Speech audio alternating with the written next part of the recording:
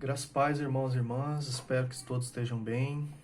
Estou aqui hoje para trazer mais uma mensagem, uma reflexão. E nesse momento eu queria pedir a você que tirasse aí tudo que possa chamar a sua atenção e ficasse aqui comigo alguns minutos para a gente poder junto meditar na palavra de Deus. Queria falar hoje sobre um texto muito conhecido dos irmãos, uma das mensagens que eu considero mais importantes do apóstolo Paulo na sua segunda viagem missionária na cidade de Atenas. Eu queria pedir aos irmãos que abrissem as suas Bíblias no livro de Atos, no capítulo 17, aonde nós iremos acompanhar aí, então a leitura da palavra e discorrer sobre esse tema, no qual eu intitulei como o Deus ignorado. Nós vamos ler então do versículo 16 até o versículo 32, e eu peço aos irmãos que acompanhem comigo a leitura nesse momento. Versículo 16 do capítulo 17 de Atos diz assim a palavra de Deus: Enquanto Paulo os esperava em Atenas, o seu espírito se revoltava em face da idolatria dominante na cidade. Por isso dissertava nas sinagogas entre os judeus e gentios piedosos, também na praça todos os dias, entre os que se encontravam ali. E alguns dos filósofos, epicureus e estoicos contendiam com ele, havendo quem perguntasse: que quer dizer esse tagarela? E outros: parece pregador de estranhos deuses, pois pregava a Jesus e a ressurreição. Então, tomando consigo, o levaram ao Areópago, dizendo: Podemos saber que nova doutrina é essa que ensinas? Posto que nos trazes aos ouvidos coisas estranhas, queremos saber o que vem a ser isso. Pois todos os de Atenas e os estrangeiros residentes de outra coisa não cuidavam, senão dizer ou ouvir as últimas novidades. Então Paulo, levantando-se no meio do Areópago, disse: Senhores atenienses, em tudo vos vejo acentuadamente religiosos, porque, passando e observando os objetos de vosso culto, encontrei também um altar, no qual está escrito: ao Deus desconhecido. Pois esse que adorais sem conhecer é precisamente aquele que eu vos anuncio, o Deus que fez o mundo e tudo que nele existe, sendo ele Senhor do céu e da terra, não habita em santuários feitos por mãos humanas, nem é servido por mãos humanas, como se de alguma coisa precisasse. Pois ele mesmo é quem a todos dá a vida, respiração e tudo mais, e de um só fez toda a raça humana para habitar sobre a face da terra, havendo fixado os tempos previamente estabelecidos e os limites da sua habitação para buscarem a Deus e porventura tateando o possam achar, bem que não está longe de cada um de nós, pois nele vivemos e nos movemos e existimos, como alguns dos vossos poetas têm dito, porque dele também somos geração. Sendo, pois, geração de Deus, não devemos pensar que a divindade é semelhante ao ouro, à prata ou à pedra, trabalhos pela arte e imaginação do homem. Ora, não levou Deus em conta os tempos da ignorância, agora, porém, notifica aos homens que todos em toda parte se arrependam, porquanto estabeleceu um dia em que há de julgar o mundo com justiça, por meio de um varão que destinou e acreditou diante de todos, ressuscitando-o dentre os mortos. Quando ouviram falar da ressurreição de mortos, uns escarneceram e outros disseram a respeito disso: te ouviremos noutra ocasião. A essa altura, Paulo se retirou do meio deles. Houve, porém, alguns homens que se agregaram a ele e creram. Entre eles estava Dionísio, o Areopagita, e uma mulher chamada Damares, e com eles outros mais. Irmãos, eu queria fazer então uma explanação em cima desse texto, fazendo uma análise sobre os dias atuais, né, e como anda a nossa sociedade, e de uma maneira geral como está a nossa vida, né, diante de Deus. Então, qual que é o contexto, né, que Paulo ele traz essa mensagem aos atenienses? Qual é o contexto que Paulo ele então profere essas palavras? Né? Atenas, ela era uma cidade muito importante nos tempos antigos, né? E Paulo estava vindo ali então da sua segunda viagem missionária, havia passado por Tessalônica e Bereia, e por causa do evangelho, né, a perseguição de alguns dos judeus, fizeram com que Paulo então tivesse que sair ali da cidade de Bereia, e ali ele decidiu esperar então os seus irmãos Silas e Timóteo. Mas como é que era a cidade de Atenas naquela época, né? Segundo um escritor romano que viveu entre os séculos 27 e 66 depois de Cristo, em Atenas era mais fácil encontrar um deus do que um homem. Então, alguns dizem que ali havia mais de 30 mil deuses, né? Então, além de ser uma cidade politeísta, né, onde havia muita idolatria, Atena também era uma cidade onde havia muitos intelectuais, né? Então, ela era um berço, é o berço, né, da filosofia atual, né? E nela possui nomes como Sócrates, Aristóteles, Platão, né? Então, durante muito tempo, Atenas foi tida como um grande centro intelectual, né? O que seria equivalente hoje, nos nossos dias, ao Vale do Silício, ali onde estão instaladas grandes empresas da tecnologia e que ditam aí as novidades de mercado, né? Que criam tendências, né? E trazem a tecnologia das mais variadas aí para o mundo moderno. Então, esse era o contexto da cidade de Atenas, né? Então, essa tempestade de ideias, de filosofias, né, de pensamentos, ela tornou-se também uma cidade politeísta, né? E Paulo, ele estava ali, então, preparando o seu discurso enquanto ele esperava pelos seus irmãos. Eu gostaria que você voltasse seus olhos aí para a palavra de Deus e acompanhasse comigo aí no versículo 16. Então, enquanto Paulo esperava em Atenas, o seu espírito se revoltava em face à idolatria dominante na cidade. Irmãos, eu quero chamar a sua atenção aqui para essa insatisfação de Paulo, essa inquietude no seu interior, porque hoje nós vivemos tempos difíceis. Nós vivemos tempos onde as coisas do mundo elas têm tomado a nossa atenção. Então, aqui na cidade de Atenas, o grande problema eram os diversos deuses, diversos pensamentos. E hoje o mundo moderno também não é diferente.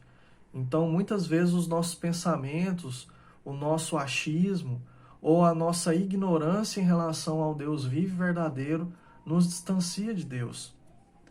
Então, Paulo ali, ele mais do que rapidamente, ele anda pela cidade, né, e tenta entender ali o contexto daquela cidade. Paulo era romano, então ele conhecia bem a cidade de Atenas também e sabia, né, um pouco ali da cultura. Então isso ajudou a contextualizar a sua pregação e poder levar a mensagem de maneira que alcançasse ali o coração de alguns, né? Então o primeiro ponto que eu gostaria de destacar aqui é justamente que nós não devemos, de maneira nenhuma, nos conformar com a idolatria, né? Então, não estou falando aqui de adorar um ídolo ou uma estátua, mas a idolatria ela envolve muitas vezes outras coisas, né? Tudo aquilo que nós colocamos no lugar de Deus pode ser considerado idolatria. Às vezes pode ser bens materiais, riquezas, ou entretenimento, ou o seu casamento, ou seus filhos, né? Então, tudo que toma o seu tempo, que poderia ser dado a Deus ou pensando em Deus, né, pode ser considerado como idolatria. E outro ponto que eu quero destacar aqui é no versículo 17, se você puder ler comigo aqui, né? Paulo estava ali prontamente falando nas sinagogas e de tanto ele insistir nesse assunto, ele foi levado ali então até o Areópago, né? Então, a urgência do Evangelho. Então, agora é o momento de nós estarmos ali presentes na nossa família, nos nossos amigos e poder falar do amor de Deus, né? Muitos carecem, né, e precisam enxergar em nós, né, a imagem de Deus. A palavra de Deus ela tem que estar presente no nosso dia, na nossa família, né, e nós somos chamados, né? Então Paulo ele entende o seu comissionamento, Paulo ele entende o seu chamado, então ali ele estava pronto para poder falar para aqueles homens e mulheres sobre o verdadeiro Deus, né? E a gente começa aqui então a entrar propriamente dita no contexto, né? Então a gente percebe ali que havia um público específico que Paulo estava se dirigindo, e entre eles haviam dois grupos principais. O primeiro deles, os epicureus e os estoicos. Então eu gostaria de explicar aqui um pouco, né, o que eram esses grupos, o que eles acreditavam, para a gente poder entender melhor o contexto da palavra.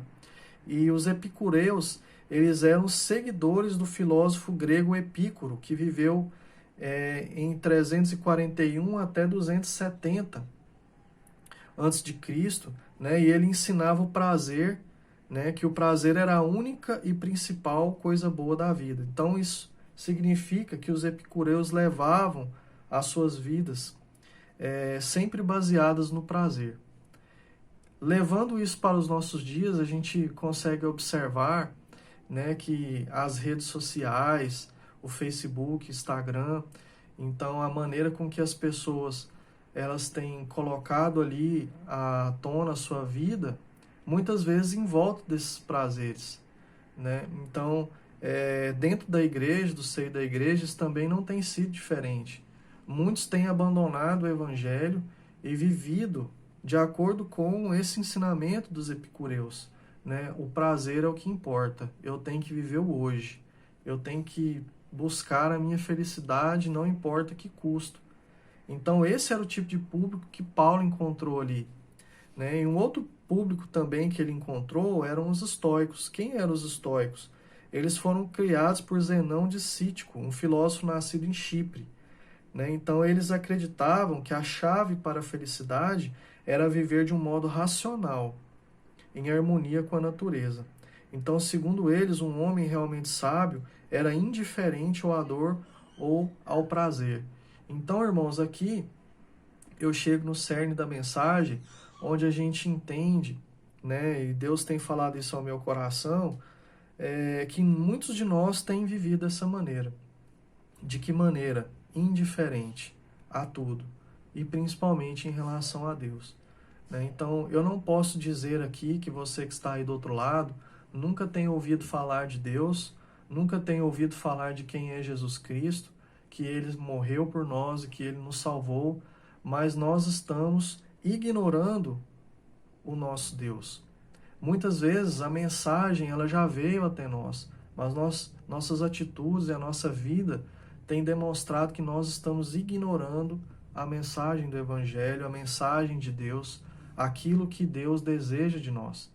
Então é importante a gente parar aqui e observar, e por isso eu intitulei essa mensagem de O Deus Ignorado, porque eu tenho observado que muitos de nós, da igreja, de Deus, independente de que denominação você pertença, nós temos de uma certa maneira ignorado a Deus. Então a falta dos cultos ou a ausência da nossa presença nos cultos, seja de maneira online, presencial, nós temos destinado o nosso tempo para outras coisas, às vezes buscando prazer e às vezes buscando realmente ser indiferente em relação a Deus, né? Então, o discurso de Paulo, ele se baseia justamente ali no conhecimento que ele tinha em relação àquela cidade, né? Então, ele passeia ali pela cidade e consegue observar que havia ali um local aonde não havia uma estátua, não havia uma imagem, e havia apenas um nome escrito, que era o Deus desconhecido. Mas existe uma história por trás desse texto, uma curiosidade dessa lápide, né, ao Deus desconhecido, que eu gostaria de compartilhar para que você possa entender, né, o porquê que estava escrito lá dessa maneira e porque não havia uma imagem. Porque em Atenas, né, todos os deuses eles tinham ali uma imagem para que eles pudessem ser adorados, né? Então, esse discurso de Paulo, ele se dá por causa de uma história que aconteceu na região lá de Atenas, uma grande seca que acometeu ali a região de Atenas, e muitos sacrifícios foram feitos com o intuito de cessar a ira dos deuses, né, e que a chuva pudesse então abençoar a terra de Atenas. Então, mais de 30 mil sacrifícios foram feitos, né, buscando esse benefício, buscando a benevolência desses deuses. Inclusive, alguns sacerdotes egípcios e babilônicos, né, tentaram resolver esse problema, mas eles não tiveram nenhum sucesso. Então, dentre os habitantes de Atenas, havia um sujeito que era tido como esquisito. O nome desse sujeito era Epimênides. Ele era natural da ilha de Knossos, é uma ilha de Creta, e esse homem acreditava em um único e verdadeiro Deus. Então, eles procuraram então esse homem, já que os outros deuses nenhum resolveu o problema da sequidão.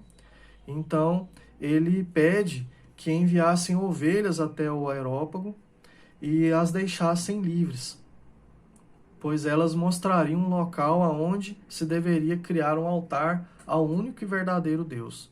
Então as ovelhas se instalaram ali em um local aonde não havia nenhum outro altar, né? E ali, a pedido do profeta, né, desse homem, eles construíram um altar, né? E aí eles perguntaram, né, a esse homem, né, que tipo de imagens deveriam ali construir, né? E ele disse que não deveriam construir nenhuma imagem, né, e que deveriam apenas ter ali uma lápide onde estaria escrito Deus desconhecido, né? Então choveu novamente a Atenas. Então por isso estavam ali, né, escrito isso, Deus desconhecido. Então, irmãos, havia um grande medo, né, na cidade de Atenas de não adorar ou esquecer de algum Deus. Mas quem é esse Deus que nós temos ignorado? Quem é esse Deus que hoje tem ficado em segundo plano na vida das famílias brasileiras, na vida das famílias cristãs também, né? E isso é muito preocupante. Primeiro, acompanhe comigo aqui no versículo 24, né? Paulo, então, ele continua ali o seu discurso e ele diz no versículo 24: o Deus que fez o mundo e tudo que nele existe, sendo ele Senhor do céu e da terra, e não habita em santuários feitos por mãos humanas. E no 25 ele continua: não é servido por mãos humanas como se de alguma coisa precisasse, pois ele mesmo é quem a todos dá vida, respiração e tudo mais. Então, o primeiro ponto aqui que a gente precisa observar, que esse Deus ignorado, ele é o Deus que fez todas as coisas. No livro de João, no capítulo 1, no versículo 3 até o versículo 4, diz assim: todas as coisas foram feitas por ele, e sem ele nada do que foi feito se fez. Nele estava a vida, e a vida era a luz dos homens. Irmãos, então, a gente pode observar que a perfeição do mundo, ela foi arquitetada por Deus, a natureza, os animais, a organização das estações do ano, né? O tanto que é bom quando você está ali ao ar livre, pode contemplar a natureza, né? Então a gente pode observar então a grandeza desse autor, a grandeza de Deus, né? E no versículo 25 a gente pode observar que ele nos deu a vida, essa vida que nós temos. Então, se você hoje tem um emprego, foi Deus que te deu. Se você hoje tem uma casa, foi Deus que te deu. Se hoje você está tendo a oportunidade de poder assistir esse vídeo com a internet, com o computador, com o seu celular, tudo isso foi Deus que proporcionou para você. Então nós temos que ser gratos a Deus por tudo que nós temos, que Deus tem nos dado. Então, muitas vezes nós agimos ignorando esse Deus, que é tão bondoso, que é tão gracioso, está sempre de mãos dadas, de mãos abertas, de braços estendidos para nós.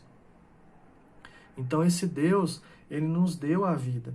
Nós podemos observar também no livro de 1 João, capítulo 5, versículo 11 e 12, né, onde está escrito: o testemunho é este, que Deus nos deu a vida eterna, e esta vida está em seu Filho, quem tem o Filho tem a vida.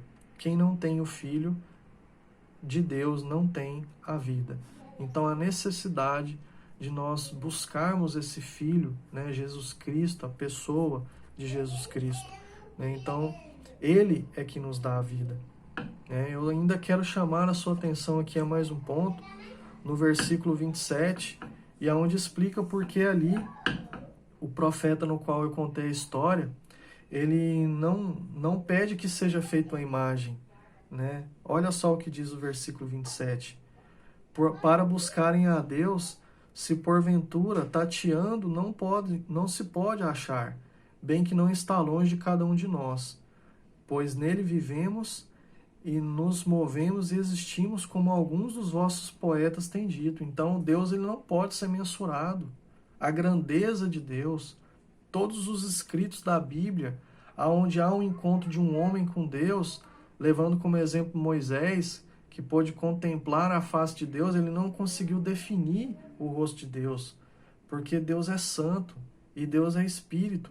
Então, ninguém pode ver a Deus e fazer uma imagem de Deus, né? Até porque a semelhança de Deus, né, somos nós. Então, quando você olha para o seu irmão, olha para a sua irmã, olha para o seu ente querido, ali está a semelhança de Deus, né? Então, Deus, ele é espírito, né? E importa que nós o adoremos em espírito e em verdade. Então, da mesma maneira, nós temos que crer e adorar esse Deus. E eu gostaria também de ressaltar aqui o versículo 30, aonde ali o apóstolo Paulo continua sua pregação, e ele diz: ora, não levou Deus em conta os tempos da ignorância, agora, porém, notifica aos homens que todos em toda parte se arrependam. Então, a importância de nós nos arrependermos, né? E o que é esse arrependimento que Paulo fala? O que é esse arrependimento que nós precisamos ter? Então, arrependimento, eu separei aqui 4 pontos onde a gente pode analisar e poder perceber se você de fato já teve esse arrependimento. Então, o primeiro ponto aqui é que a palavra, ela precisa ser anunciada. Então, se a palavra não for pregada, se Deus não for revelado em nós e através de nós, né, as pessoas não saberão que precisam de arrependimento. Então, esse é o primeiro ponto. Existe a necessidade, a urgência, assim como Paulo pôde, né, ali prontamente pregar o evangelho naquela cidade, pregar a palavra, a importância de pregar a palavra. Segundo, sobre o arrependimento que eu queria falar, é que ele tem que gerar em nós uma mudança de mente, uma vontade de matar o velho eu, né, de mudar as nossas atitudes, de mudar o nosso curso, de mudar o nosso caminho e de olharmos para Deus. E também nós temos que nos entristecermos, irmãos, pelo nosso pecado, por aquilo que temos feito, que desagrada a Deus, que entristece o Espírito Santo. Muitos de nós, ou às vezes nós, né, estamos aí cultivando pecados, né, escondendo pecados, né, deixando postergar, né, alguns pecados e não confessando, não buscando arrependimento dentro desse pecado. E às vezes a gente até justifica diante de Deus, falando que é um bom pai, é um bom filho, é um bom cristão, eu ajudo na minha igreja, e em cima disso a gente quer justificar o nosso pecado. E não, o pecado ele causa morte. A Bíblia ela é bem clara, né? O mundo hoje ele está do jeito que está por causa do pecado. Então o pecado ele tem que trazer tristeza ao nosso coração, não só porque desagrada a Deus, mas porque Cristo morreu, alguém morreu por causa do meu e do seu pecado. Então ele tem que gerar uma tristeza em nosso coração. E por último, e não menos importante, o abandono desse pecado.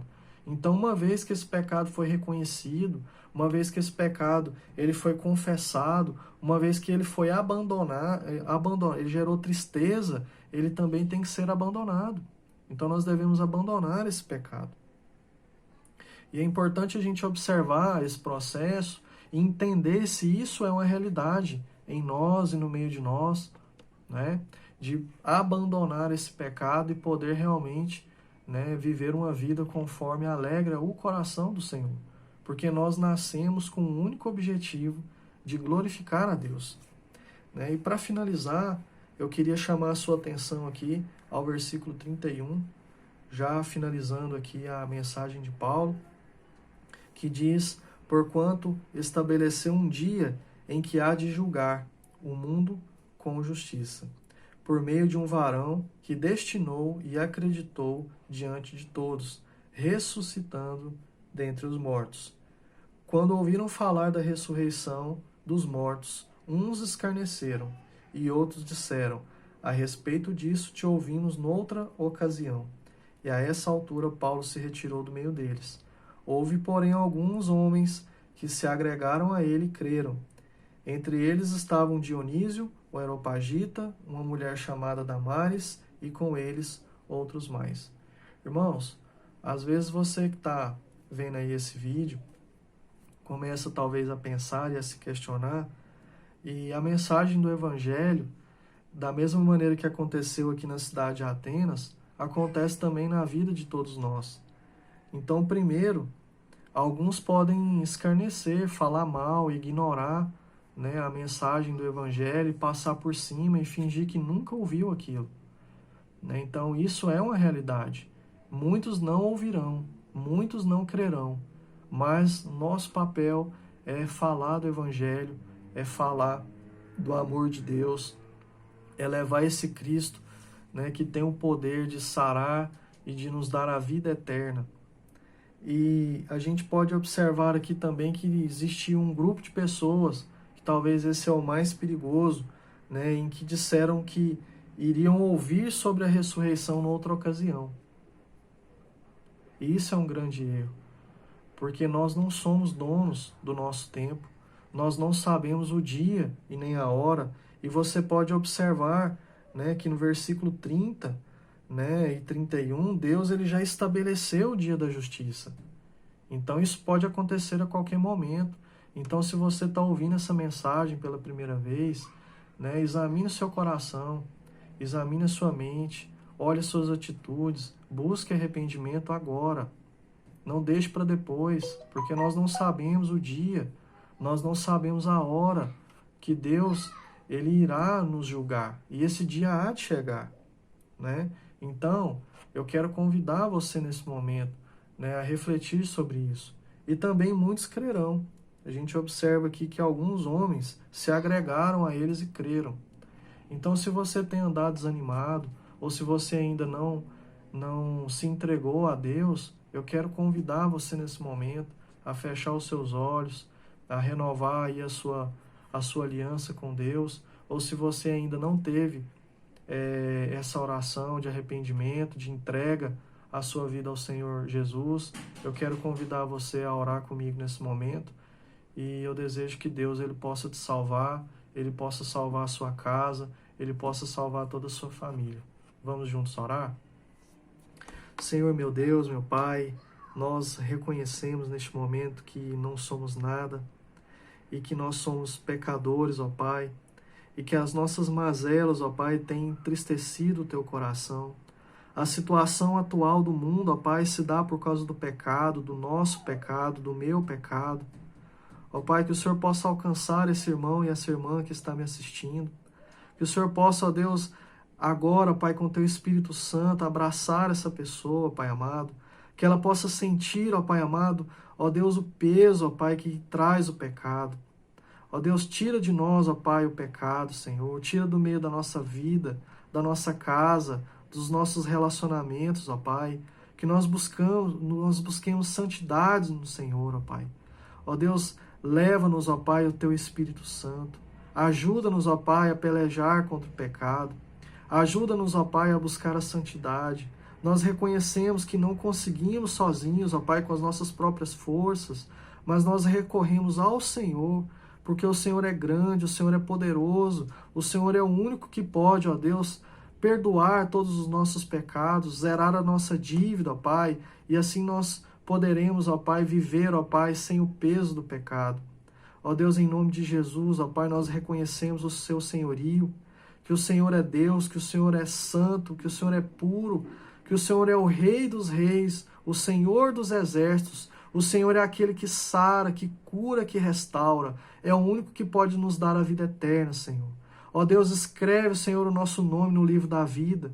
Nós clamamos ao Senhor, ó Pai, que no dia do juízo, ó Pai, nós possamos resplandecer a face de Cristo e sejamos perdoados, ó Pai, por tudo que estamos fazendo de errado. Ó Deus, conduz-nos, ó Pai, a uma vida reta, uma vida que alegra o teu coração. Alcança, Deus, o meu irmão e a minha irmã que está comigo orando neste momento. Acalenta o teu coração. Ó Pai, traz a ele esperança da vida eterna, porque nem a morte, nem a vida, nem principados, nem potestades, nada, Senhor, poderá nos separar do amor de Deus. Nós, Senhor, nada, Senhor, pode nos separar do teu amor. E eu clamo, ó Deus, que o Senhor neste momento possa alcançar, ó Deus, o coração de todos que estão aqui comigo orando, ouvindo esse vídeo, ó Pai, assistindo, ó Pai, essa mensagem. Tem misericórdia da humanidade, Senhor.